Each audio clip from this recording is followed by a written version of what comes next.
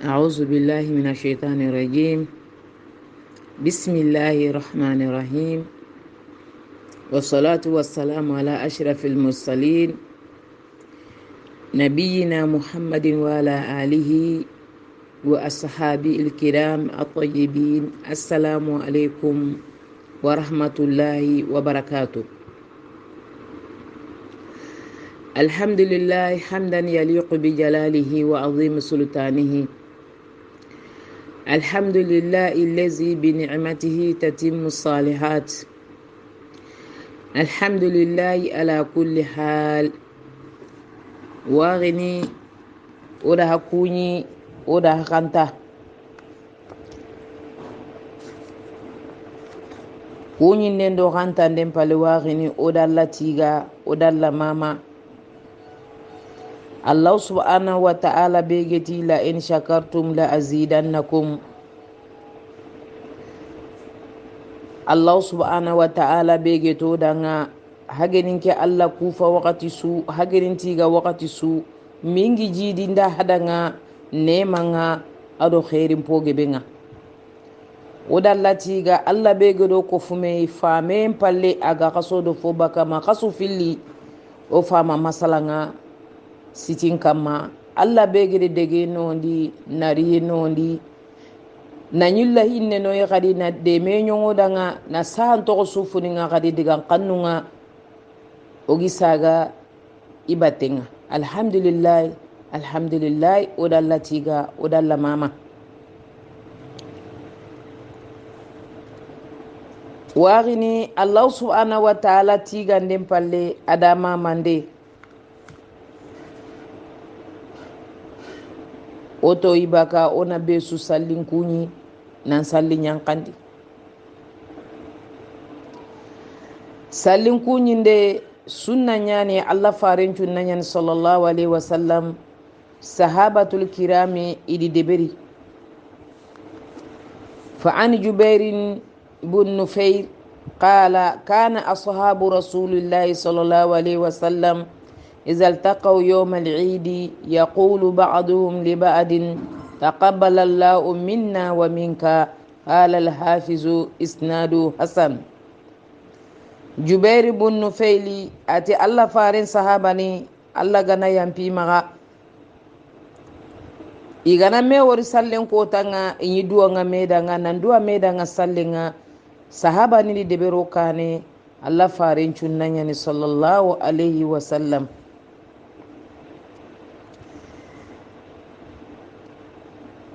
onati be sudanga hakebre waga harna waga ke khasome koyoyi ana afo gebe ame gebe na wara o winga oga walla titun ka khuzul jalali wal ikram sire sulanti kenya no danga Allah falle salle ke mo fo gebe ona wori windo sahan no gonga le rusurun no gonga sowayen no gonga nyagal yen no gonga odi ke muru Allah subhanahu wa ta'ala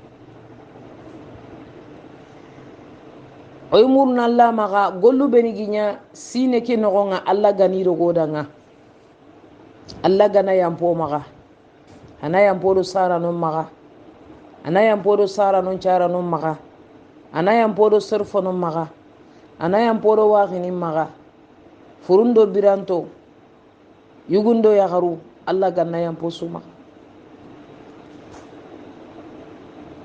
windo sawo murna Allah maga subhanahu wa ta'ala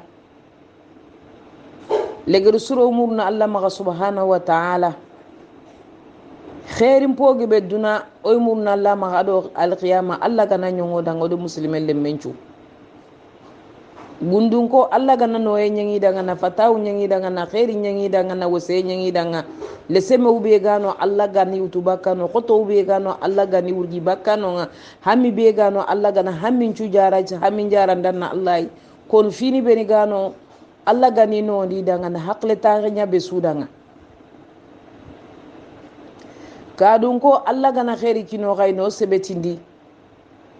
fitna ni beniga kani nogonga balaw beniga debu nogonga musiba beni begano Allah gano kisi Allah gano tanga Allah gano ku fitna ni girindi bako debunga na balaw ni benigo debunga ni bagando debunga sondo muko Allah gani koy mena hinne oro mena odo mena ganga na yurumandero odo mena ganga na goniero odo mena ganga sere sulanti sondo muko konundi ni me Allah falle sere sulanti sondo muko koy ni me Allah falle odo mura Allah maga Allah subhanahu wa ta'ala begedi taalifunya Allah faren sahaba ni nchondo mundo mena kanga ni gon yello me ni yurumande lo me Allah gana kenyo odanga onata amina oy murna Allah maga sogodi ni benigo maga duna yugundo ya gade Allah gana berekeriya ni nyalen sebetinto ya ni nya islaminiya ni kanda ni wara kanda killen kama na hakle sirkiniya ni sebetindi ni nya dina dunkoy ni nyalen chido o falle ado kane ni nyaremu islami ni nga nafa kitana remu benia ni nyaremu beni go kuime nafa na dunado alqiyama ni nya sumpu solano ya ni nya kati solano ya ni nya yurumandano ya ni nya hinnano ya no won yeli sondo munga ni hon yelo yime sondo munga ni nyoda nga duware mu ya rabbi allanti nya khatanto ya ni nya go korosini o branto nga mo be o furun kay go korosini o korosinde ni manne o sumpu beni gano gi korosini o falle o kana ni beni gano gi korosini o falle o genyu golu beni mulay gi nyano falle onati duwa ni ndanga amina yegun qote umur na Allah maka subhanahu wa ta'ala Allah gana no di kamani danga yugundo ya garu wursakan qote Allah gana girndi na no yenyi danga sahambala ko Allah gana girndi na saharo sufini onati duwa ni chudanga amina واغنا أيام بي مغمور نبسوما يقولون يا غرو أيام بي مغمور نبسوما اللهم إنا نسألك من الخير كله عاجله وآجله ما علمنا منه وما لم نعلم ونعوذ بك من الشر كله عاجله وآجله ما علمنا منه وما لم نعلم اللهم إنا نسألك من خير ما سألك منه عبادك ونبي وأنبيائك ونعوذ بك من شر ما عاذ به عبادك وأنبيائك اللهم إنا نسألك الجنة وما قرب إليها من قول أو عمل ونعوذ بك من النار وما قرب إليها من قول أو عمل ونسألك أن تجعل كل قضاء قضيته لنا خيرا اللهم إنك عفو تحب العفو فاعف عنا اللهم آتنا في الدنيا حسنة وفي الآخرة حسنة وقنا عذاب النار ربنا تقبل منا إنك أنت السميع العليم ربنا آتنا من لدنك رحمة وهيئ لنا من أمرنا رشدا ربنا لا تزغ قلوبنا بعد إذ هديتنا وهب لنا من لدنك رحمة اللهم إنا نسألك العافية في الدنيا والآخرة اللهم إنا نسألك العفو والعافية في ديننا ودنيانا وأهلنا ومالنا اللهم استر عوراتنا وآمن روعاتنا اللهم احفظنا من بين أيدينا ومن خلفنا وعن يميننا وعن شمالنا ومن فوقنا ونعوذ بعظمتك أن نغتال من تحتنا اللهم أنت ربنا لا إله إلا أنت خلقتنا ونحن عبادك وأنان على أهدك ووعدك ما استطعنا نعوذ بك من شر ما صنعنا ونبوء لك بنعمتك علينا ونعترف بذنوبنا فاغفر لنا ذنوبنا إنه لا يغفر الذنوب إلا أنت اللهم لك الحمد أنت قيم السماوات والأرض ومن فيهن ولك الحمد لك ملك السماوات والأرض ومن فيهن ولك الحمد أنت نور السماوات والأرض ومن فيهن ولك الحمد أنت ملك السماوات والأرض ولك الحمد أنت الحق ووعدك الحق ولقاؤك حق وقولك حق والجنة حق والنار حق والنبيون حق ومحمد صلى الله عليه وسلم حق وساعة حق اللهم لك أسلمنا وبك آمنا وعليك توكلنا وإليك أنبنا وبك خاصمنا وإليك حكمنا، فاغفر لنا ما قدمنا وما أخرنا وما أسررنا وما أعلنا، أنت المقدم وأنت المؤخر، لا إله إلا أنت.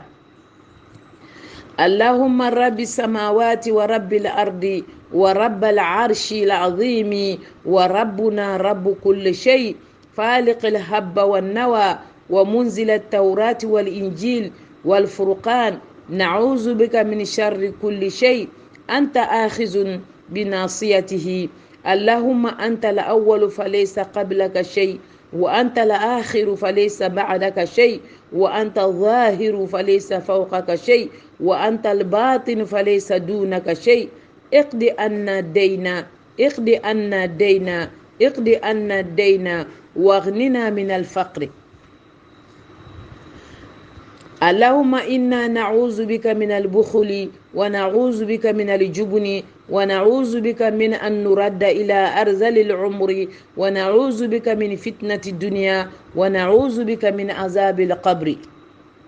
اللهم إنا نعوذ بك من الكسل والهرم والمأثم والمغرم ومن فتنة القبر وعذاب القبر ومن فتنة النار وعذاب النار ومن شر فتنة الغنى ونعوذ بك من فتنة الفقر ونعوذ بك من فتنة المسيح الدجال. اللهم اغسل عنا خطايانا بماء الثلج والبرد ونقي قلوبنا من الخطايا كما نقيت الثوب الأبيض من الدنس، وباعد بيننا وبين خطايانا كما باعدت بين المشرق والمغرب.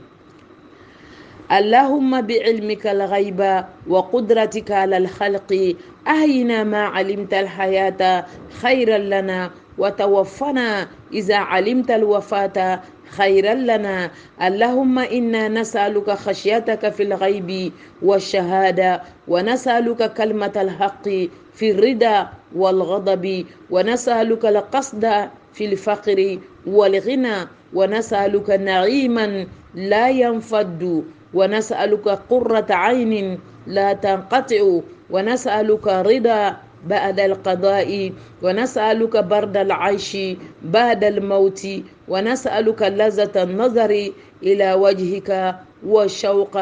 إلى لقائك في غير ضراء مضرة ولا فتنة مضلة. ربنا زينا بزينة الإيمان وجعلنا هداة مهتدين.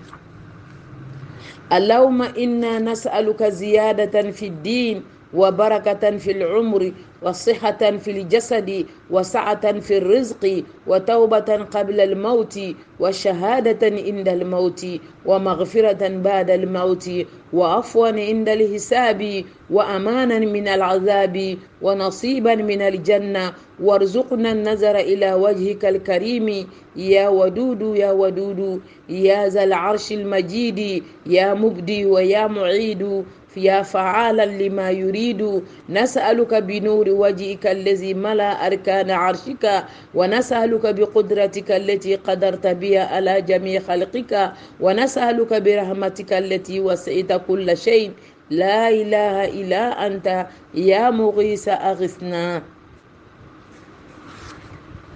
اللهم إنا نسألك علما نافعا ورزقا طيبا وعملا متقبلا. اللهم رحمتك نرجو فلا تكلنا إلى أنفسنا طرفة عين، وأصلح لنا شأننا كله، لا إله إلا أنت سبحانك إنا كنا من الظالمين.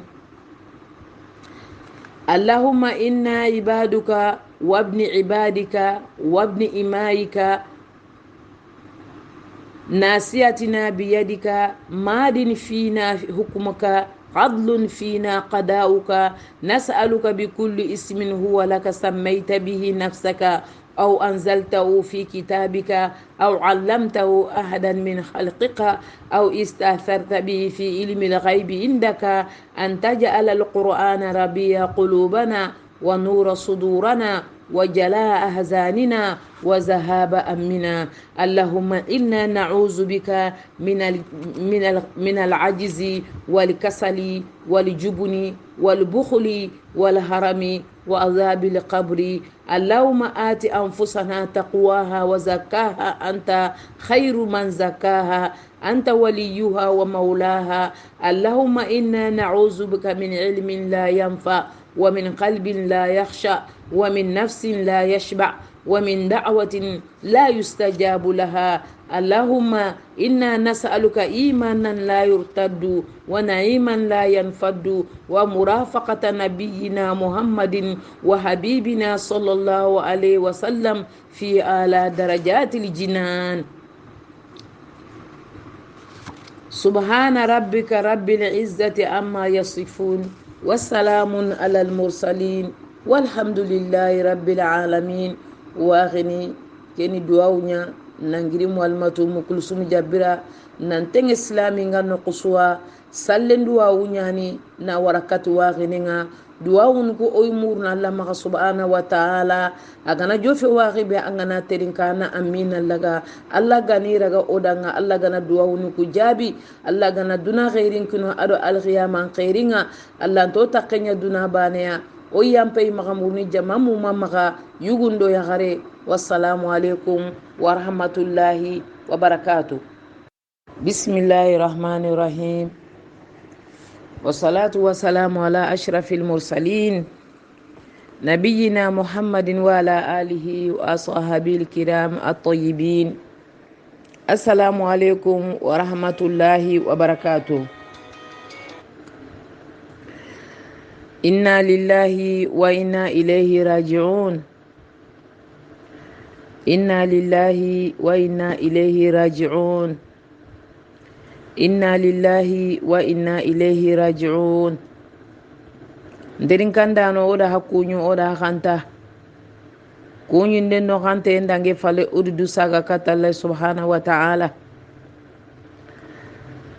الله بي أغري الله يدو متودا نادورتي نيكي كما مانا أي أدورتي وقتي خاي.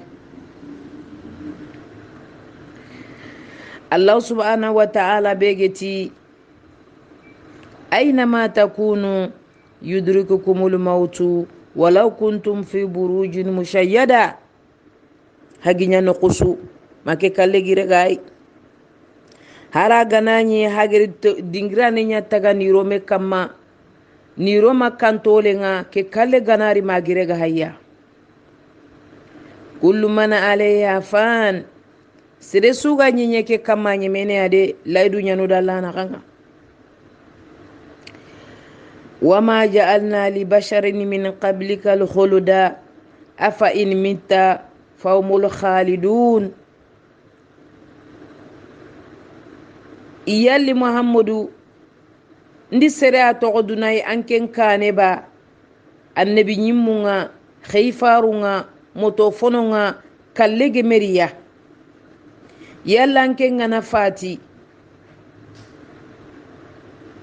yeli kalle gana reganga kube ni gampali yanto qoba diga menti ke falle den terin kandano asuwa fayke kebegi muroma ona kalle kane tawo kalle ni wajibi nyay ko me kamma. Allah subhanahu wa ta'ala adi kalle nya rokuto be daga no kugante wuru no kugante har mare melanti kisine. فلما قضينا عليه الموت ما دلهم على موته إلى دابة الأرض. النبي سليمان عليه الصلاة والسلام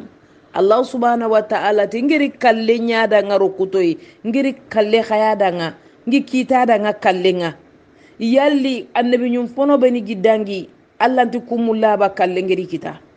الله يمولا كالليني واجبيني على مري مكما كلني واجبين كل نفس ذائقة الموت ولنبلوكم بالشر والخير فتنة وإلينا ترجعون. الله أكبر. كل غورين يعني أيدوانا وقصو في الله نفايك ومسك ستيانا سبابنا ترندو ado golu wado golu beni genyo ma amanani o shogoleti ko ngo yampe ma murni be sumara o duanga siti mumanda ngo o duanga silami nga no so duanga suda nga bonu beni ginya nadu wanyi me fa ba renenga kendo sasa naga mi wajundi ndaga duwan chage ngo duanga mpa ba bonnenga amenya ki jogu binele gere nguduanga gusela mumanda nguduanga leya mumanda nguduanga sumpundo khati nguduanga kabila nchu nguduanga nterinkanda non chudanga kempalle bonu sugi nya nguduanga suya bonu sugi nya nguduanga suya yugondo ya gare Allah gana karafuru nema ni khabura ni noro igiro sama kitebe adna nondi odi gatele kefkebe adna nondi nguduanga le yankonda oma ado bayi jugula salun sa hada magana biran kala o duanga timeran kundan kondanga o duanga guselan konda o duanga le yankonda o duanga wage hada bonnenga legere hanna nema hada magana biran kala o duanga bonnunchua o kilungu toko kebe o kilungu toko kebe o duanga suwa Allah gana sunema Allah gana yampi sumaga Allah gani khabura ni noro giro sama kitebe adna nondi odi gatele kef kitebe adna nondi Allah ntinya furuki bogo musiba kay Allah gano kuy meni surondi no ko tandu o duanga ole nyagare bonnenga nyuma jawara nangiri lome adaga kara digire menya ndari bomo ko kallendi nyu ada mare membire ne kat wakati ay wakati ke geri ferdeli nyani wajibi nyani hada mare me ke laydu gandalla na ga ganari agana nyala hala suwa kalle kere ginanga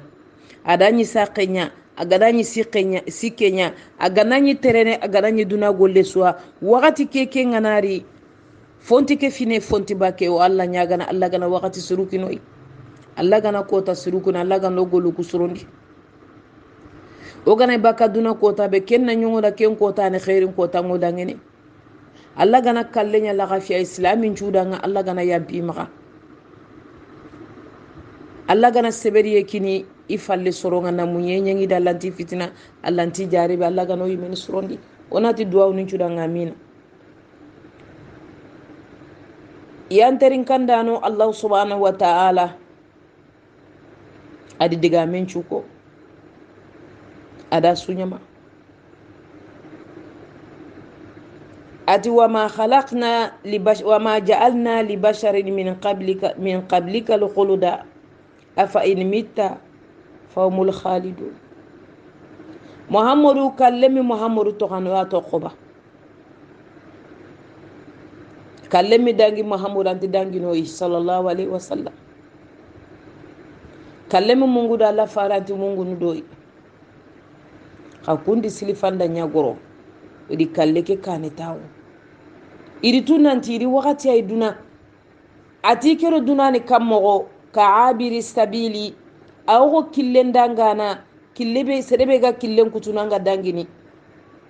ati sereyani ndo kalleni kammogo ndo duna ni kammogo awo nga setu fon kamma nga wurnu kiyengure nga dagana jeberendo tampiye ngedillaga ndi tinti khore wor sire ungai nchiga wure fonne ngitu mandangi idi dunaraga kunduai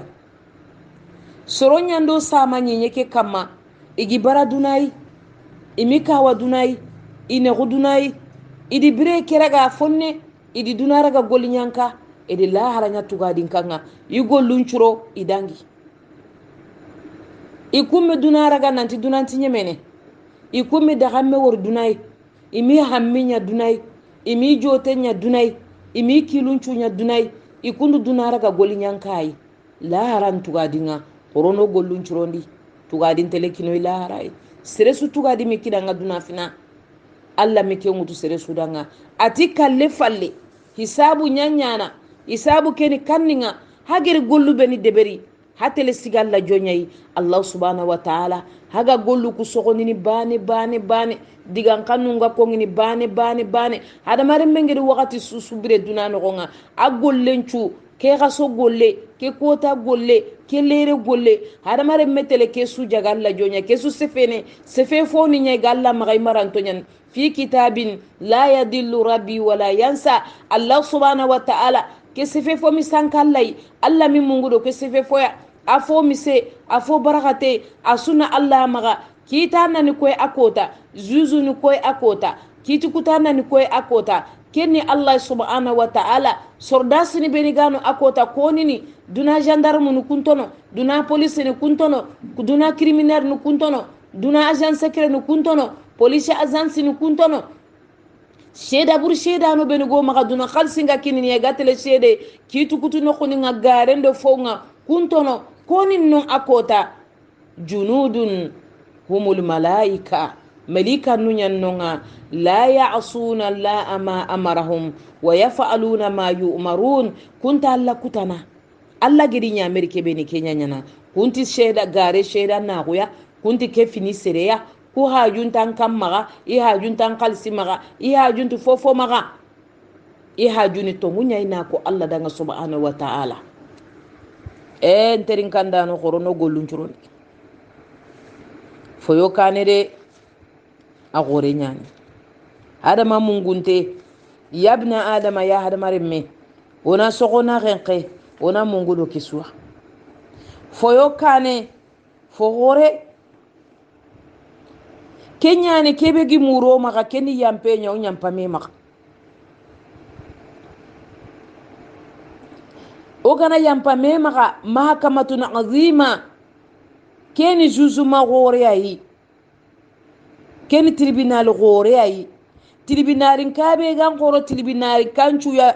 duna no ko ngakeni la hara tribunal alla tribunal nye keni tribunal be ha bakishi sintono de gode faya akini zuzu ngakentono zuzu na Allah zuzu be ganti gare mulla zuzu be gantoro no gare no nga fofo su ganti zuzu be yillandini zuzu be misqala dharra la yazubu anu zuzu be fofo ganti mu khayken na Allah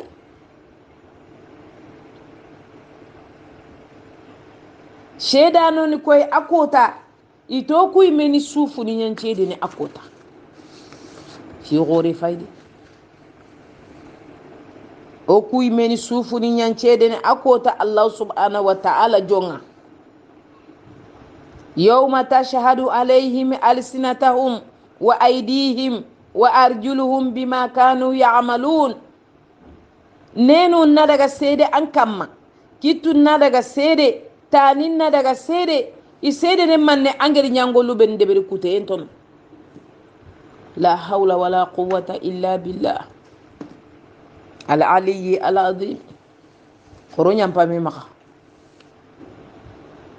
yampe na fampa yere nterin kanda no bire sunna sefeke kama khoronya mpame maka de kitana nallahi jalla jalaluhu ko tabe Allah gan qillan to nga duna suga sikki wujundo waja miloni cerekele duna bismillah marhamanu maduna legere anke ngeri sorobe ni wora ange mi sorobe ni wori angeri serebe ni khibare mu ange mi serebe ni khibare mu Allah subhanahu nangangu ya fulana ya ibn fulana qum iqra kitabaka kafa bi nafsika al-yawma hasiba an kitaben pa annakhara anyi me waseduda shedai an gollube angeri nyaduna nogonga ifai kan kitaben nogonga mbukun nogonga fo surum bukum pay fo burum bukum pay sefe fo nim pay ke baranga sefe fo nari jurman jonga ke sine gallem pay ke kota gallem pay ke koye gallem pay kebe anger deberi mukenga kebe anger deberi bangenga ando soronger kebe deberi ande menjango ando sumpuni ando kanani ando soro surungeri kebe deberi ando soro burungeri kebe deberi nke Allah subhanahu wa ta'ala mimungu foide ndilla dunya wutu ngete asu ambangene misqala zarra bane suntu to ko falla suruniya na likko ngi anjo ngaire anyi menanje fe fonka anyi menan gollungori nterin kandano keni kota khoreide keni kota dumbeide keni kota yi sagenti fosrono fabenti fosrono kinenti fosrono supporter ndano beni gamma kaduna no gonga iga tele shede tribunal ndo police nkanu nga ini minne ando soro beni ke fi bonondi nga ini minne ando soro beni ke fi gare nga ini minne soro beni ke dande masumbu kuti nga ini minne Allahu akbar Allahu akbar Allahu akbar kota goren pai kota be do kota gante bana kota be do kota gante bana kota be hadamare mesu be sugati duda nafsi nafsi nafsi nyimme bane nyimme bane nyimme bane nyimme bane anguran le munga anguran kinai anguran kananinga anguran menjangunga ando sere sugenye angura suya igawuranga kota be alla geti menjangunga balla me yaken kotani kota be kananinga wurunu me ken kotani kota be kananinga mejelegini ken kotani kota be mameninga wurunu kismerunga ken kotani ken yiduna di dubido kismere mbattenga kota be sarano nga wurunu romenga ken kotani ken khadi yiduna di dubido re membattenga alla nantirinde angolunga yalla komo onyi minne sari ken kota kane sino tamme sino keregi onti ken tulana dire ontetu ilmu inda Allah fi kitabin la yadillu rabbi wala yansa fi gebe gebe ya no mungu da batenga Allah mi mungu de aso safante ngu buku no nga Allah garantirinde akota ananya gonda ndanati yali kesu Allah nyi kesu safana dimba tenga ba keti kesu nyi sefenia ani mugu dunadi tuwano ndiko kannatu mu'minin kentirindi ndenga akorosi ndenga annenyani المؤمنين عائشة بنت أبي بكر الصديق رضي الله عنها قالت يا رسول الله كيف يكون الحساب أدل فارنا صلى الله عليه وسلم أتي الله ركو توغنا سيغالا جونغا كروس ندنيا كمغو أتي يا عائشة ليس الحساب إنه العرض أتي عائشة أنتي نانا كروس نديا antinya na kencende finanu anyana ardu ya anyi mantele sigi finana nango luku haralla jo gollu kude anyi manteli ko alla jonga yalla ko me ya mu'mini yugo mu'mini yagare katamatu allah subhanahu wa ta'ala aganay mulayna nyampam maka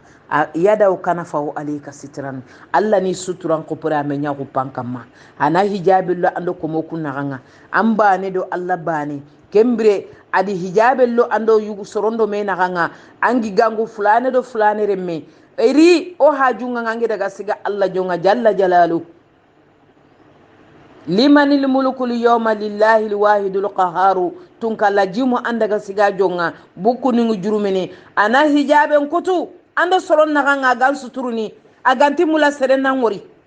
hanati ya abdi yanko meke atazakkaru kaza wa kaza wa kaza yalla ngke an simmene ke golleyba ke golle de ke golle ba nged deberi tineni ngolle talata ngolle araba ngolle alhamisa ngolle juma ngolle sibiti ngolle angeri kebe nya kompe angeri kebe nya bange angeri kebe nya gundo ando fulane geri deberi hagita ko ke no fulane ke debere fulane ke fo fulane na gollu kusu nantrindi bane kembere jo telli hammilli hadamare me antina nan kara kallen ken taganyana hadamare men tetu ga dunyana mogobe ya gon cudande jo tendo hamme maka Allahu akbar hadamare me hadu wori tay halki ketan matu yanterin kandana ken kotani oga mekapa oga tele abul bashar oga tele tege fonchu faba kengene adama alayhi salatu wassalam ona daga kate onati ya abana ya adam ya lanti gilanna daga allah khanjo ndanga ba allah khanjo ndanga ba kesiki nyange be ogay kesiki kote be ogay ana kiten kutu ko keta de o tampike kiye maga kiyendo lullon kaja kiyendo fotun kaja kiyendo nyimun kaja ado gotun kaja oga barabe kama barake quranga ko halsin kulle dore fere hada mare mentanga na siga kama tantiye ke sutayi ne bakeya nterin kandano kota ko tempai hamaga mungudo ke kota ide kota sanna ke kota simma anga simma na kota so angu suro nan taka bonno angu nyana antaka bonno de angu simmene antaka sankunu angu simmena lay anna simme alghiyama nga anna simme sumpuya anna simme qatiya antaka buturan kota ko deberni antaka sondo kota ko deberni antaka sumbo kute deberni antaka taga lembura ko deberni antaka deberni antaka korte ne antaka gareti finisere antaka munafaqa ko deberni antaka nemima ko deberni antaka gilla angatela allah kutak allah kutebe allah gante mulla angalla ko mo ngalla kembere keta na jota nyime anna hamma nyimeya anna kota nyimeya anna kota sogno kukiya ko tabe kituga fetenanga angi kawa khanani beya angi kawa menjangu beya angi kawa ndanjumbulungenga itele sigiya iga siki inan chogondi nan kasanka nan cigan kama alimami ni manne kono en kama an ko menyani an yanutu o kuntetu ko ga kebe murnan maga agalanya gol sirnyangana anna jidi nda barajenga agalanya gol buru nyangana anna yampa gol burunga birebe allah ko mongi daga ko mobe anke ngenyi mulla anyandu bini do sorobe batte anyi jahannaba ko bono soro do sorobe batte anyi mile ne do sorobe ni battenga anga garen cu kono do sorobe ni battenga anga sorobe ndungey muruni angi baralla dungey muruni anga nyengi danga ko mo ha kanteya kuncura fay kellenki igere kitte fatanga nandagan cogondi nankina allah subhanahu wa ta'ala imidiga mesukita na ko andanga an ko talle gerenga anga ko tabeya ko tabe ko tengeni nantin kamonte to anyantu agananya kundunga nterin kandana ki agananya kundunga wari yagareke agananya kundunga wari goke agananya kundunga ngari ke annan kawandu murumba ka soronga de annan ke nallay gundo ando bangenga an kalle ke annanya allah danga nasoro ku to kono ridan nas ghayatul la tudraku hadamare munduge murini fo sere entere gene kenga haranga na suro mangere sere kita gedan chabote haranga na nyang me angere sere kita gedan chokoti haranga na dukeri sere bedanga makengi ta ko kota bagiri solle utagiri ko agi kotindi agi jabana gita haya ngaide kenu kwani fulani ya khanga na suro allah danga suro ibane allah subhanahu wa ta'ala na yampam magana ndangina na londe aljanna itikenga anga na suro itaminya kenda kota banan pareti bane ya akenta katamuke kona melini bane kiyai allah gano surondi allah gano simbandi do ke kotayi horon ken allah gundo ado bangenga baba adama ogana daga kate ken kota anati yalla hamatuba nantin kedi yanguwa deberi allah ganti yango be khafir nin kedanga nafsi keni di nyimme allah ya allah ko mo goro nyam pami maga yanterin kandano ngeda hagride khayam pa ko mo maga ibe gana yampa allah ko mo maga ke kota ganari siga gore yandanga takku gore yandanga anyani wululingin tenga anyani sere be gidi takku siren kita duna ado alqiyama anyani komey be gatini allah yala hamin woriyaba nkita ben pay kintenga nki anya sadi siri gumenga ken kota ni fa yaqulu ha umqra'u kitabiya kota fay ke kota ba hada mare menga sono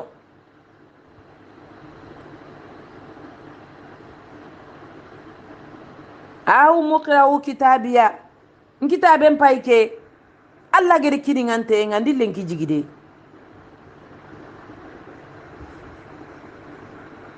matu nantingi kisini khalla din kisindi kota goten pay kota dumben pay allah gana ke kota no do sara no ndanga allah gana ke kota no do sogodi ni ndanga allah gana ke kota no do ganna no ndanga allah gana ke kota no do terin kanda no ndanga khorono sondo munya bane khorono haqlu nya bane ona hasida gombo ko sondo munga innal hasada taakulu lhasanati kama taakulu naru lhatab. hasida kunyana hadamaren men golu sirencu yigana na nyama awo ngana yimbello e ginello angana suwallo ginenguri fanke ngana gira ga jaja tunu bakke mo. yabni adama ya hadamaren me yala matu nanti ke ko ta nganari kebe ga fosro nangana yam palla ko mommaga. yabni adama yalla matu ke kota ganari sorobe ni ga khairin kitana sorobe ni ga nyana wululungun tonga sorobe ni geri foto ka Allah da kon ke tanu kun ko mani Allah gitu gana. Allahu akbar. Allah gana dugutanga ganati yankome andi kenya nyampam maga nda su faraga ndanga badalna kullahu hasanatin nda su nyanda fosire tauhidu ngammaga nugudun kullahu ngammaga ando mu yampanin ke komo maga ami khanyon nambala ko deberi ami butulan kota ko deberi anyam pancumpum maga anyam pankatim maga anyam panguyalle mom maga awanke ko inanga nantinke Allah ne karintonga daga kembiran na hijabe na bogando soron na kana luke ya jama hana tunke fugululungun tonga mpaike ngita ben paike ntenga. Allahu akbar. Allah gano ka fuken jama mani adim pabani ko tampai ululungun ta gon kempani kiyai ta qisri guma ko ni kiyai legir surni kiyai soyen pata mani kiyai.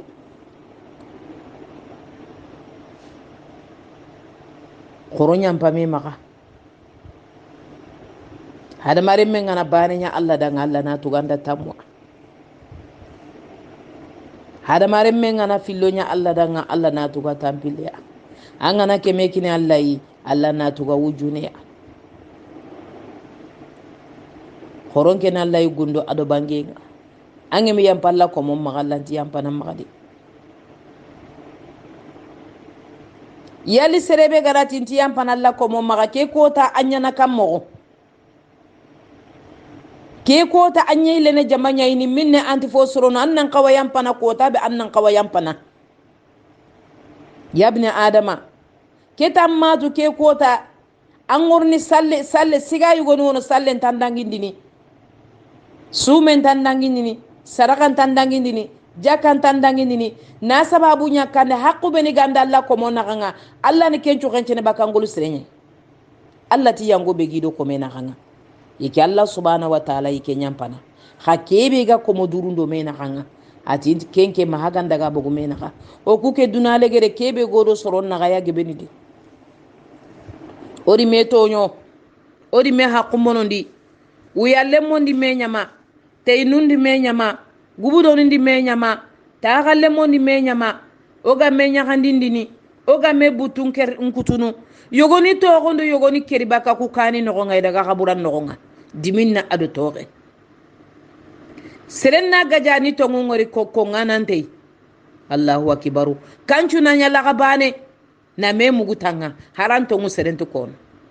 oku bire ke ko tenyande oku ko foke ko tenyande oku taare ke ko tenyande Allah ganna no ndi Allah gana seberi nyongo daga sorobe ni ga ko te no ngai duani ni daga taare ko te nga yogoni ya no nga bire ko te yogoni ya no nga uyallemma ko te yogoni ya no nga kapallemma ko te yogoni ya no nga ayugun kara ya garin kara wa garu nkote yogoni ya no nga angana ti fo gullem pa na ti fo binnem pai angana ti tempa na ta inkendo no ge nyai angana manya Allah ta sogo nyana danga ay mulla nan bonondi ay mulla nan chokoti ay mulla nan koyduna ampo fo sunu khafunya ya renga sondo meke ami dunge hada mani sondo menge mi dunge la kalanti dunge ne sondo menge mi dunge nyangol lenti dunge ne fofo gajange nga kukani no nga hasida kumbani yani fofo gajange nga ku debu no nga lenki hasida kundo besen konna kunyani khana tu Allah fare sallallahu alaihi wasallam ata hasida kuni jikuai hada mare men jikenyi sallenga anji kengan sumunga anji kengo fofo suwa qayomal qiyama anku golu subeni gam maganya kalinte manyaka nan daga sigalla kane nanti a lengi ke ngosenea alla gana urubane hasida kun kanje bakangol lenga angol luncuna nya khemen kulle ammaga na'uzu billahi minash shaitanir rajim. Allah gano kisi ke jikubure de hasida gundi de bunkara adi kanin kara an gana lemina ngasi ni ngora antini kunyan ko to khirisunga an gana khirisunga sini ngora antini ko kunya na kara mo ko tonga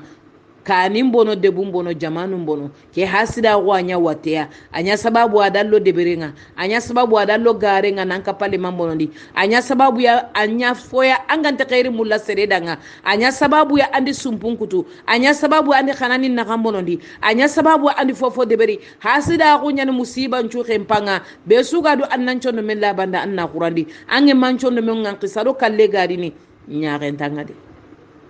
Allah gana sondo jiroroy Allah gano sondo mukula bandi oga kebe kono nenu ko ado sondo mukuna nyabaniya Allah gano qur'ani sado kalle gari noyi Allah antonya soro beni ga kebe koni la kenga gati sondo munga Allah antoni misindi ko tabe oga risige Allah jonga subhanahu wa ta'ala nimisu ganti fosoro no ko tabe kembiro oboguduna no gonga odaga ogatini Allah danga en kama hatta iza jaa ahadahumul maut qala rabbi irji'un en kama ngani nyillandi aniliti dunai millay kube ninge di bonondi ni sorondi kalla Allah ti dungene innaha kalimatun digame anita angiri ko nke Allah ti kenya nanda ngabada ndi khay faru liti ndi annabi nyimmu liti qur'ana nyinyen kamma tuwano ndi koydi nyama angana terinkanna konko yogone angana warakate na bara terinkana ibutu na bono isondo munna bono Allah kallenga ne ko ngina akenda nga serande gi ko tuananda na nyiga tuana nyime jikun tamro filenga no shaytan sangati yogonde istahwaza alayhim shaytan wa ansahum zikrillah shaytan fese yogoniya adi bogo Allah kallen no nga adi mbungunu da Allah kallenga farlan jallenti sallini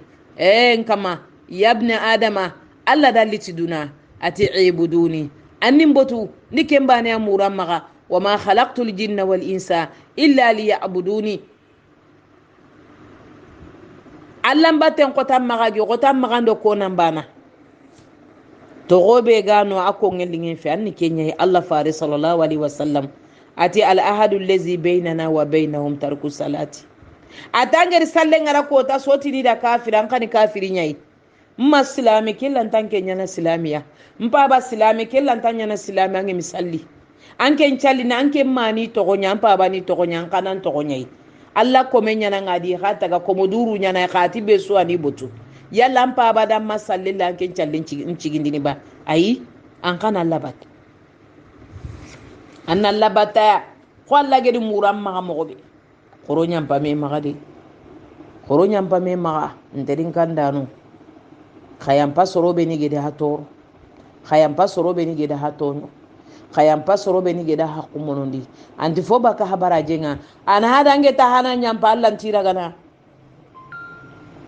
keti bukuni beni ga jurumi nti bukuni ku kalite di nyani ando Allah na kan buku ngononga ando soron na kan chefe fo ngononga ando soron na kan chefe fo ngana jurumi andi kenyan tayinga kesine flana anki lungoy ha kama Allah na ta wakati mpai yalin ke safanda no nyan torompe ba anyi menati tongu ngakilelin kama khanta inenti yampi maga Allah na ta ganati yampa maga ma tonyo abandi tonyo adi Allahu akbar innal hukmu illa lillah quruna kitun to Allah maga wa huwa ahkamul hakimin kita nan ciren pai tun ka tolongon tempai aha juntan gode maga ha juntan tan kam maga gir kebe muram maga kene anniki Allah bodu summa istaqima annan tolong kenya na Allah fare sallallahu alaihi wasallam adwa po gore laylatul qadri bi khairun min alf shahr agam poso wujune gasoya melika nunga shedene akota anati Allahumma innaka afuwun tuhibbul afwa fa'fu anna kama ani yampe nyamulla angana yampo kumaga Muhammadu nyi yampana soro maga makka ko ni Muhammadu katabaka makka sari ga bagandini idi dulle jambe sino siki serentu yille ko boniya serenti nafaka ko boniya idi kubeni gi maga da suiga khalisinun ciunyeme ibogu kanin nogonga idaga deben palle sindike nga guja ka sebe gano feta ka sebe gano tifure be gano ida su sagara idi sefindi jinga na su soro na yiga sino siki muhammadu di e kabila ka kesu muhammadu tora mi gempe ke baniya muhammadu kei muhammadu rogo gullo nyana muhammadu gulla na ferembe ga fetenga gare ndamben cufti fi muhammadu eti garante nyani iti deberinda nyani iti kortinda nyani iti digandur ko ngana nyani iti wakante nyani itade hakale ti dome muhammadu de kesu mu nandangi hakota be allah gari fankangini muhammadu ya sallallahu alaihi wasallam agisage kati makkan ko nga iwotu nanti fankan way akota ike fi meri siga jonga atani mana jigini lenki nga nyana hay iti waqi sire nyana nga waqi sire remme ati izhabu fa antum tulaqa khadaganke muhammadu yampa maga nti tambo tukana hay anyam panana semben to kan Allah ga tambo tukana anyam panana fankan to kan Allah ga nga jalle mampankana anyam panana fankan to kan Allah ga rono police na tere anyam panana fankan to kan Allah ga sandra munin jambane anyam panana fankan to kan na burengan jiba Allah ga zuzuni muta ko ta na kiten kutu na ferme kasonga kenyam penya ni yampenga Allah ni kenyamulla na yampa sere maga gedan toro na semben to kan Allah ni kenyamulla annabi la yusuf alayhi salatu wassalam waxinin di toro di jamba gela galemina ko ngakri sa kumpe adi nyanga mankate njopa idi sedi geden no nga tora mi rempe kenga idi bagani ti komenyani di gaga idi robo tora mi rempe kenga gela tugu nado nyanga mankate ngme sino mani me ado sara mi mewori sunom maga fabe nangu mayagen nan pinki na nyille teleke misra na nyille rono kosonga Allah do waxini ngasida ko magadi besen qonna ko adi jambe anke ngakini la yusufa khalle me nyana ngaba anke ngakini la yusufa jambe me nyana ngaba anke ngakini la yusufa tora me yankani nan kamaba yusufa Allah ri fanka kini yusufa na sembele na tunkanyuga kunkine akota nanya azizu misrai awagini limi yusufa ditu igeri metu wakati beya wagini tidanga natu Allah da imposo ilenki Allah ri fanka kina ngalenki Allah anta kentuga no ile Allah an kallentuga no ilenki asoyi ati la tasriba ati ay kentono yaghfirullahu lakum Allah na yampaha maga girkebenya awanke yusufa yampaha maga na to ga tunka nyiga hunga Allah ku wagin daga na ni siti ni rewi yin ko songa agana linga da nati gardini da khadi yin ko lon kutuba ki kanunga ya gubale nyugun tammi akota male nyugun kebi akota ya gubale nyugun tammi alai tambontu ganiya yusufati yaghfirullahu lakum Allah na yampaha maganke yusufa yampaha maga na fankando sembento kuge mal janna kita ngedan ke nyani kitana kuge mero al janna kollon to goro munyano diminna goro munyano buto gayton nano ankeri nda fankanga Allah ikerni kuge mero al janna kollon maworde matu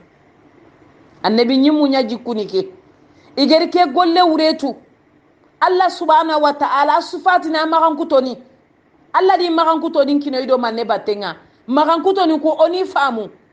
ogeni famu ina batte to duna no na golnyati ya yawm al-qiyamah kum magan kutoni ogeni famu sifatullahi anoronde aljanna no ala sifani kanne Allah magan kutoni yampenya muhammadu di yampe ke famu adinya jikuya arnyi medanga jikuya jiku siran ka yawm al-qiyamah ni ko be mizanun kutoni nya ko mello na aljanna itikenyai annabi la yusufa arim Allah magan kuton pamu arjun nan ta Allah sifane afunya Allah magan kutoni yampenya ari yampe ke utari nya duda jikuya ari wagini ken jiku ari ro ido wagini naganga Allah di utu kamunga duna ma al-qiyam ari janna ikitene gafuya ami fonya Allah da Allah fonya na nan tani fonya na Allah da nga Allah na fonya nga na foto Allah da nga Allah na foto ganda kebe go tengeni duna sugati nanda kebe alantinya nan na go soro nyagundi annata wandunge angana du to ko ibilisa maga angana du to ko shaytane maga jinna shaytane nya mposo saran shaytane ngade o de buku fakani saran shaytane ndo sarambuli saninya o ko foke fakani sarancetanu ndo sarambulisani sorobe ni lenki whatsapp ngedi de make mbulisa kuya iganti fofo transfer ne ma wandi digamu iganti fofo transfer ne ma wandi video ni iganti fofo transfer ne na soronga la hala ni mutu na gai soronga ifo kebe ga fitnan tarwijunu ko fondo me na gonga kebe ga fitnan tarwijunu deben na gonga kebe ga fitinan kugundini kompondo biru na hanga yegulungu mbogu do keba tenga khana lungu pete do keba tenga sumpu lungu kuti do keba tenga soro manda ni mboloke do munafiqi ni munafiqa kumbatenga angu faranti manne fallantoro nyananga anga ameriki fallantoro nyananga anga gabo fallantoro nyananga anga kongo fallantoro nyananga anke ni kanja mane fallantoro nganga angene gaibunga agana nyagi falle ando serege mi dakoro munafiqi gantanke maga kanno munafiqi gantam maga debe no kinyandi danga tam maga zan sekere anga khayni ni kennanga kenga ala hala ni mutuna khayna danke lay butu sere wure kanno butanya ni ginenga serege mi ken kinyanda kenga Allah kentunu e fege nyallo ginenga lengi kenge mi ko nganke Allah kentunu hari naji mi kinin kay lengi kenge mi ko nanke nanke lay kentunu en kama kude wudi tubo goide ole semede kanna kuna ta Allah gir kebe ka to ko kenya ati sere sulanti sere ala hala surondini ike Allah ti sere hala ala hala yille ne mangana ngani sere ngudu nan tangi du surondini la yughayyiru lahu ma biqaumin Allah ti kebe ga hay bonebe go mo de bu kuno bonebe go mo kani kuno bonebe go mo ko fo kuno mo ga ni ngani nguto gi tubi ka ta Allah subhanahu wa ta'ala nastaghfirullahi wa natubu ilayhi onan caage ila alkitabi wa sunna onan caage qur'aniya onan caage Allah farin cunnan kamma Allah na hinoyi ona hinne sumpunu kuwa ona hinne qatinu kuya o ger kebe bonondi bane sunangiri wuro nganna kurumu annan kapalle man kurumu anna sorondi yogoni bara soronga do tuhuma bane batenga aminya jonga de ger kinyandinde yogoni di sumpunku tutikenga yogoni di yogombono ndi tikenga yogoni bari waaqi ni ngatikenga nkama anyani finu kutude kaw kuy fi no ko a goren khani filamane fedi o debuku kebe gano akan ni sere suga photo akale nganga mu'mini nyagina nga islami nyagina nga anga simmene kalle fale wundi anga simmena ngana daga mbutun kutini ado Allah gallen la tumay subhanahu wa ta'ala Allah gede kebe ko laqad kana lakum fi rasulillahi uswatun hasana liman kana yarju Allah wal yawmal akhir anga kemula anga la haramulla anga jungan ke Allah yi anga mulanya nan kono anga mulanna londe aljanna anga alqiyama nyamulla anga aljanna mulla ati yaaqi muhammadu sallallahu alaihi wasallam muhammadu minya sumpu kutana ko taba ayi akeni sumpu nyaso aminya katukutana aminya jiki bono ndai ke jiki bono ne be go maka kani no nga kenya ko to fo nyakandi ne do dankanya ginen da sore kan no nga chonyo sumpu bane kisima bane lemu ko bane lemu ga menya kan ni kan no Allah na hinno ko minneni malla garanya fillo bane geni ayi o mi tubi katallai o mi sage katallai o mi tongun kille mutu o mi mana pinu ku bogo jamanu no nga fitna ni bedo balawu ni beni ga ku debu no nga nandaga fini mutu debo goro nga o do soro beni ganti khile o di ganti dambeya o di ganti daga killuya o godo kismani woru mogobe o godo mama ni woru mogobe ya gunyira mungi ya adoro kengi khannenga iga gacentangana iga sumpunya korosini defeni ndo fayfonya ga beri ni meido dorun ko bimbatenga nyechu kutu nyaga tefni yira munga geli debe madebe anga teleke debe fulane a falingira iti nyechu kutu mpai futuka wanto mpai tagayum mpai kama ona li oga yille oga kupene nyegendo selungun nogonga agota ni ndo yogeri nya yunjo gade do kopira moko hinnene me anna iganna fogan kitendan tanga serebe galinga ndan nakini serebe gantilinga ndan nakini amma mama de bira abada amma ma de bira abada ampa ba ma de bira abada amma nyu gogo maga amma nyi kisime maga ankentanu shaytanu yancanga tanga kille ani anga kamma anyon kilunga anga de berni istahwaza alayhi shaytanu li fanka kitan kamma kona duwa Allah gana khairi kidan Allah gana jababa ka shaytane maga hasida gundi sondo mun paka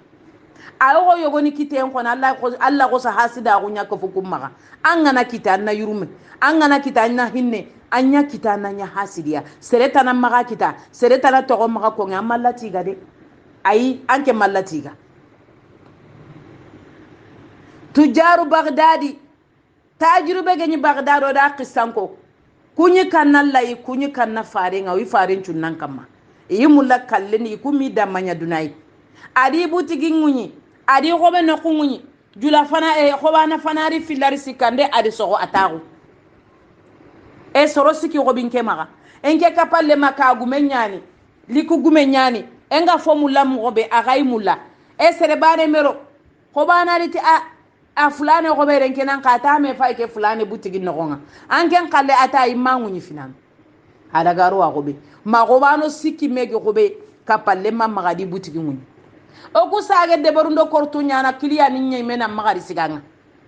o gana kiliya bane o gana fille o gana siko na daga debarundo kortu ndeberi sere me na maga siganga khoben na sigambu tigin no nga manyo kunga nyeme anyeme na gonu mangi kurumu nyenga tambo na siganga na ura na jamane nga o gana tu nanti fournisseur be gam maga debebe ya anga tele na yo kungutu kemmaga ona fera sunya ona kendere se muru ona ni moro muru ona biyo ni mutu ona daga ken fournisseur bange ona daga gambono ndini mo so ganga jumo Allah do hasida ko ndo besen konna ko maka en kama Allah fare sallallahu alaihi wasallam Muhammad moto nyana nke ngandi gare ko iblisa moto nyana nga Muhammad moto fedan Allah begeti laqad kana lakum fi rasulillahi uswatun hasana ndi Muhammadu timman hananya ya ga meksire hana Muhammadu butu ati'u Allah wa ati'u rasulah Allah fare sallallahu alaihi wasallam ati serebe gana sunna ke Muhammadu sunna gife andin ke time wala la harade ai na sunna bure nke Muhammadu falla anke nyime kara falle ken cunna soronga kamma sere sugeri debera ayya ngwallanti bakke sunna burun cunne ku jamanunga sunna burun cunne sonin kande bunno gonga onti ku sunna nitu sonin ki yugu ma deberi sonin ki yagaru ma deberi sarance tanu ndi sunna burun mutu ida ro jamanun no gonga di debun kara yagudu na buren gobo lemu lenyugu ngoma gailan taka yakini len yagaro di sontondi angana bara lemmellon halale ngana ro haraminga kusu gori fakka ngammaga nali yagudu na buren bogu tan nakate tankerege tandu mena lanya keme defo de bempa ko magale nyagaru e kori yakini na le nyagaru ngahiba na le nyagaru lebu na horo yagaru lebu ni yagundi nole nyugu lebu ni yagundi angana yagudu na buren nondi seli kege mitere tarana bega maga gunne nga tampile wujune kadi kini fulani yagudu na bure wachake kadi yagumpiya kunende beri iri kemeta sa kono da kitabiya Allah fare sallallahu alaihi wasallam ale nyagare legi kemeta sa mugi keme ira me mugi sabune mugi aha labe nadi ini wallade ini mane walla sabune kankaji ini male wala ira me angana wankanya iran kase wosu yenga nyana tikuai duko ngenga nyana tikuai duko yenga nyana tikuai Allah fare sallallahu alaihi wasallam atingi kanna hada nga filima ke fiyen potu ngenga sahaba ninti ya rasulullah ke kaninga atariya duko ye asu duko ye uniforme na kutibane fe filofe ay lenki ke miga noko wari gene kutu nanto kwani jabra ninga lenki o kwani kamara ninga lenki o kwani dambele ninga lenki o kwani tunkara ninga lenki alla dike suko ba na du toro na soron toro na like utu na rodu kama bane suna daga ta ko frontiere nganga tele ta ko tikube ni frontiere angi ala halantu farancin ko na mullen khore na daga golinya mullenga hali lanti tiyi gana kota ni no gompaga khalisi ninga economy ni i perininga serebe perin tambonga na sega nga mangi to singrini anga jotina anna maga yagu kun khalisi na kefime kunyantele nya sangan tampini do mana pini yaguni ngana nyana khatin na bono sukaran na bono wala tusrifu inna Allah la yuhibbul israfa bono ninenti linga Allah da Allah ti bono dinde mulla sere suga bono dine Allah ti shaytan Allah farenti Allah ti shaytan wa xinyana o debu bono sere lanti ku debu suroni nde yeso nin kay garu khagiriya de ona ke debu surondi yugo mi ke debe bono de abada ya garumba nani ku debu bono yagaru bane saranu ni haqqito bayeni ni haqqito yagarenga fofo mula wosu enyano odiro yugulla kenga yugun togoyi sasa kontuma ole nyagaru nyagu ole nyugu nyagu ni suturi silami gana silami sutura Allah nan cuturi ona me mu wona nyala gabane kitibane ona me famu fona bugu yegudu na burenga lemmu na keti yegino na suturi de bunna lungo ke wakati lamane be Allah geri kuno ga kalle aduku oga kalle baranya oga kalle aduku oga kalle baranya yi kalle gore nyande ana hada Allah di fota ga gan koro kalle ayimma awo kalle amma tomuya ado kalle nan kawante tuwa kalle me ani wallahi amma wori Allah me kalle me taka kalamu farago keni kalle nyai fonta ka kebe falle keni kalle nyai kebe ntaka nyana keni kalle nyai kalle gana rasu nyeme kalle gana rasu sigi kalle gana rasu sanku diga men chu nyeme fofo su nyeme yabni adama ya hadama remme koga kebe baranga kalle kebe barawa ka fabil mauti waiza kalle me wosoda ka wande ona nyille falle ono de bunchurondi kenya ni derin kandano Allah fare sallallahu alaihi wasallam ona sago darsu aji kun yampenya annabi la yusuf alaihi salatu wassalam yampi wa ginin maka Allah ni kiyamulla ibe gana yampa Allah ni kome mulla kome be ga yampana kome be ganti yampana Allah ntumulla Allah di fanka kini ami tambo tuga oro ga nyampo wa ginin maka ona yampo sumpuni maka yampe Allah subhanahu wa ta'ala ar yampe nyajiku ha yampe kene alhala ni sikiyai ya serebe soronge dan tonyo yampe alhala fana ni kanninga serega nan tonyo sereda nga kembono di sereda njiken koso seredi duna tonyo ngunden damben chunyanga anga kenyani anna kamallanga anga na kamallanga ti tora kebe agerian kama Allah fare sallallahu alaihi wasallam atimane ittaqi da'watal mazlum sereto nyongunte ngangunde ado ala kadu khase anna du korosi kenga anna du hijabe tado Allah naganga serebe anga na tonyo aganati langandi na haqqi wani kenga sharia nga gana langandi Allah fare ado tongo kenga ka filandeni kanninga serebe ganan tonyo anganati ange tambotu wana kenkamanga ageri kebe nyanganga anga tambotu wana sharia nga basinte Allah subhanahu wa ta'ala timanne walazina iza asabahum baghyuhum yantasirun wajazaa'u sayyi'atin misluha foburen tugadini foburenya foburen nan kawatu gene foburenya ka serebe ganati tambo tugana serebe gana golibure nyanganga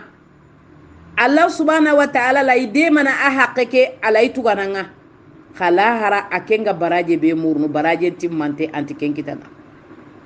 kenga uga kebe kono yere kitu ku filonati angana langanden tokono kenya ling Allah danga kenya ni yomal qiyama Allah na baraje timmante kinanga Ahmad ibn Hanbal kini tuwana gore ay sado garina qisanga onare hala sikande ni kanninga serebe ni kenya ko teni be sulanti kenda Allah ni kenya na mu'minin timmante nya da Allah ni kenya na ko bosuru nya danga walla nya ganan terin kandano al asfiya al atqiya Allah gano ko fukunga wal kazimin al ghaidha wal afina anin nasi wallahu yuhibbul muhsinin Allah gano ko fukunga ke goto nyande sorobe ni ga yampana suwa inti tambo tugana inatin ke khalle ni baraje ya muruno Allah gana baraje nyangenda yawmal qiyamah Allah gano ko fukun jamai Imam Ahmad ibn Hanbal aqisangire Allah la jarabi nyankanda kama idiro ko songa nasiti na jani gumu ngara sembento ega kata timane mas'alatu khalqil qur'ani nante qur'ani ni tege fonya ko hadamare mi magani kenyan ko ati ahlanti ke fitina na halanti rono gare no ngani digan kambane ke akamma agi bagu ko songa wakati be agi kanga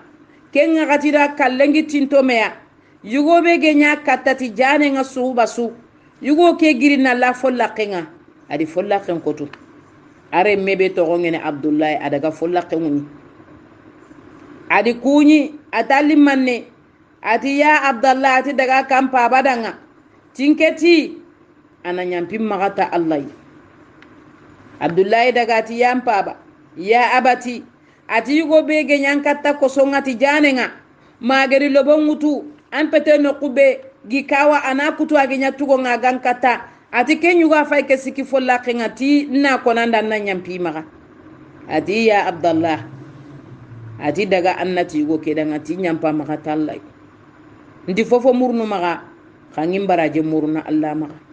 lemmenti ya baba ke noye kundu kama ke fulane geri kenyenga ngannata nyampa fulane maga ke noye kama ati ya waladi ya bunay ya lemme ya lantimulla yawmal qiyama gangunda ngana gangundi nanti kan coroni noy haqqenga allah kama kun coro nangiri nan cigi ya lantimulla nanke fi kun coro yaba ngana aljanna kitallemme andanya sababu annatin kama ngumulandin korencuna allo aljanna yi ati baba ngeke mulla atawa annatu allah subhanahu wa ta'ala ti faman afa wa asla fa ajru ala allah serebe gana yampa ike allah nkati kentu gana baraje nga baraje ngoro nyen sere sulanti yampa nan tu gana ike allah falle enterin kanda no yampa yugundo ya haru sorobe ni soronge da hatoro sorobe ni sorobe ngeda halesa mandi sorobe ni soronge da habire yembonondi sorobe ni soronge da hakumborondi sorobe ni teinunge da hawurumbonondi igeda hakiyumbonondi ida hare mundeberi ida hare munkorto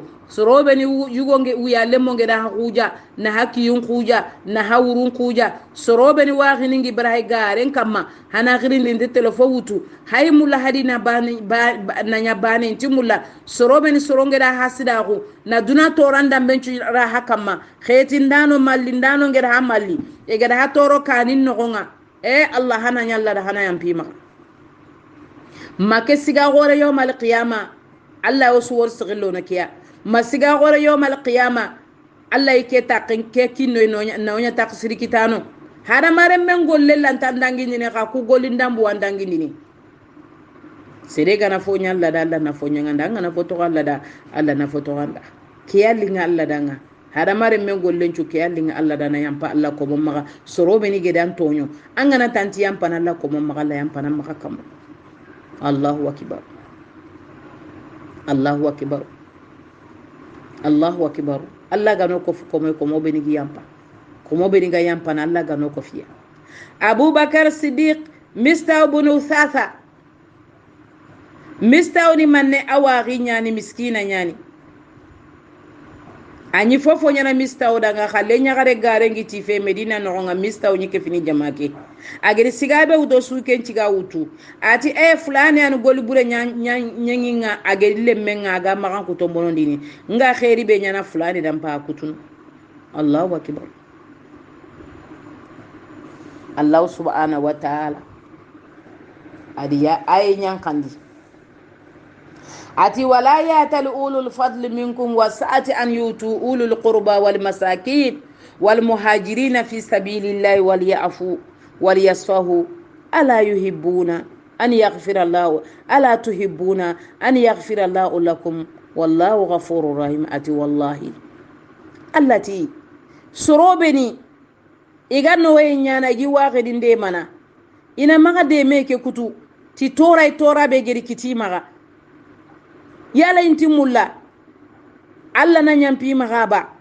alla ni ronde aljanna yaba alla na fosongun ta gunyengi danga ba ati wallahi kama ngumula na nyampi maga na fosongun ta gunyengi danga ageni kuyebe kinni agedi kutari kuyeke sagi batenga koro khanduro goto ona nyampa soro maga soro beni gero toro yala hada mari duna nambire nankara sere maga toro ba anta kaduna daga mentunu anti brem ke daga mentunu alla dalitiya da la jarabiyen kanyane examen ke dambin dabinchu tora ke dambin dabinchu la jarabiye ke dambin dabinchu alla daliti anna sutomo alla maliti yere khafude adallati timanai hada mari manai duna wama khalaqtul jinna wal insa illa liya'budun alla mi hada maro jinna tagati fofo illa gantani botu betiye ke no nga fofo suano ke gani betiye nyanga nanya munyana angana nya yampana ken khani betienya angananya surana ken khani betienya angananya anga soron tora munyini ken khani betiye yuwai agani betiye po gorenyai Allah ganna no ndo danga Allah ganna no ndo danga Allah ganonya yampano Allah ganonya soro soro beni ga yampano toranda no maga Allah ganonya komo be yomal qiyama Allah gatini komo ni minne igeri jagullo nkedi Allah na ganga ini minne soro beni geri tambolinke Allah ina tugidanga ya mu'min ya soro beni geri sumpun kututi dunalu ngayin battenga ya soro beni giberi soro ngado dunadun kan kibare batte ya soro beni geri sumpun kutu do dunadun kibare batte do ka battenga do khe battenga na sumpunun kutu na khatinun kutu na jikeni monondi na dunasu girindi tan na sigindi na dunasu nyakami mahaga kille ngudu deberen kille korten kille haytele somaninga haytele golburu nyangano haytele jinne gumbange kesunu dunadun kan kibare batte ya serebe tanga ke goleni danyai annan cage katalla annan tubi katalla saro kallen garini annan maga dunga ke fosongun ta gobe ogeri ko sasa ga amprini de ya serebe ge bare wiyalle mondi ya galle monga do dunadun kan kibare batten ya serebe ge bare jamanga do dunadun kan kibare batten ya serebe ge ide ben bonondi ne ide ben choron bonondi ya serebe ni ge fitina londi de bu ndonga kabila ndo men ndonga igeri jikunu bonondi ge fitina nin cegendi igeri ko fo burun ko fo nanti fitina mbane ananci anancaage katalla hanan tubi katalla sado kalle garini sado ko tabe hanenu nga seden hada hakamma sado ko tabe tani nga seden sado ko tabe sufu nga seden hanancaage katalla khasage katalla yadi hanan tubi katalla tawbatan nasuha ke fusongun ta go khamaga dungi ke ga hafirin yali kome gana kare an Allah bakaba yali kome gana kuya an Allah bakaba yali kome gana kite an aljanna an poso asuya an me aljanna kita ami fo kita de Allah gana khairi kino Allah gana lekir suru nyongo daga Allah gana betu laga Allah gana silama kunji de Allah gana limanan ka kusebetindi Allah gana kallenya kallano ndanga la gafiyai Allah gana aljanna kiniya Allah gana yampi maga Allah gana khaburan ku fesendi imaga ya rabbi nanya norai nanya rawda min riyadil janna egere lemu beri to ya rabbi Allah gani sebetindi ni nyali berekinto ni nyali nchuruya nga kebe kono na so akamma sere su garu sadanga kalla anyi mena njara khatu jariya tunde be oga kullemu beni walla sasa lemmen ci faga simmene sarano batenga gilanga birene fini yogoni wona anna kunchurondi ma karana fofo subono tentoko anna susurondi Allah ga mulla mogobe annanya kundunga maga fofo subono tentoko agana nyangeri kebe bonondi angana keterin kanna surondi sado kallengarini ya ayyuhallazina amanu qu anfusakum wa ahalikum naran waquduha an-nas wal hijara عليها ملائكة غلاظ شداد لا يعصون الله ما أمرهم ويفعلون ما يؤمرون Allah do gangu ya sorobe ni gili manankago kardu korosi imbeya haime bane fe hana korun tanga imbenga hana hare mun tanga imbenga hana fofo tanga imbenga imbebe melika nunga kama melika nube ga kama nke Allah nya meriye ni Kenya de berni tinke Allah kutana khayimbe kebe ngere hamagan kuta hadanga asun kumene hada mado gideya Allah corona du korosi de Allah laydun tigilla bala corona du korosi ona du korosi imbeya ona du korosi imbeya imbebe Allah gida laydun utodan corona du korosi imbebe melika nunga kama imbebe melika nubeniga kama Allah tege foni nyani kun tege fona Allah nyameri yenya no ku Allah kutana kun Allah kutana anga nandu korosi annalle mun korosi annan kisimorun korosi annan dun konun korosi annalla korosi fo mi senga annalla korosi fo barakatenga ya sorobe ni la kenga wagin do mena ga khasberi hananya surana ide hadigan kannun ju safantenya na Allah ma wa ma yalfizu min qawlin illa ladai raqibun atid anga sumpu do mena ga du korosi anga wagin do mena ga anna du korosi anga menyangu do mena ga anna du korosi anga ta galle mo nyado mena ganna du korosi andigan kannen cu safante nya Allah maga bani suntu buru kati anna nya surondinda anna maga nya borondinda khoron curo suro na linga Allah dangade bone manya de Allah ti bone mulla khoron curo ke kalle do batenga kiyendo wuro ani mukunanta abona nyante bonno afati anyanti fatini anga soron kalle muku mo be soron nan kalle muku kunda kullu nafsin za'iqatul maut li kulli insani ajali sere suga du wakati ananga ngati ke gitimi anteleya Allah gano sorondi sado wakati kane Allah gano sebeti di dina ke kamma Allah gano kanda kilisiren kamma o bane fedodore mundo sokodi kenya nenterin kandano oto nambu onandua kara furundanga jugundo yagaru oidu angidanga Allah ganinem ni khabura ni nor igoro sama kite barna no do diga tele ke fikite barna no dalandinya furugi bo musiba kai igir kube ni to Allah gana berekeriya o berigi falle onandua duda ngai kundugu tade o kuwa ma jopa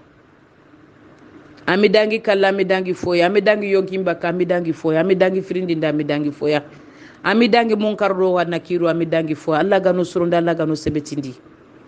Allah gano no nun cebetindi Allah gano gollun curondi na karamo ko sire nyongo danga o gana ibaka duna ko taba na nyo dalla na galingen do soron na galingen geni kenyani do awnu ko nata suda ngamina hana yampo maka o ko yampa hamaka hawaqiya garenya no mukulsum jabra nambo gidi magale ya gusela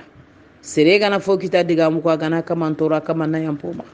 o ko yampa hasumaka wassalamu alaikum wa rahmatullahi wa barakatuh khirindi foke 00227 80 36 11 17 Niger jamane